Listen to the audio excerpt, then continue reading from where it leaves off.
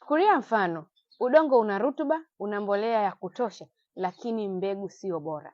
Ndiyo wanawake wengi ambavyo walivyo. Hawana changamoto ya mirija, hawana infection ya aina yoyote, lakini mayai hayapevuki kwa kiwango kinachotakiwa. Hali hii inaweza kapelekea ukatafuta ujauzito kwa muda mrefu sana bila kupata matokeo ya aina yoyote. Kama ni wewe ambao unanisikiliza, umefanya ultrasound ukaambiwa kwamba mirija yako iko vizuri, hauna infection, hauna changamoto ya uvimbe, lakini ukaambiwa kwamba hauna changamoto yote. Nikwambie tu, ultrasound pekee haiwezi kuangalia ubora wako wa mayai.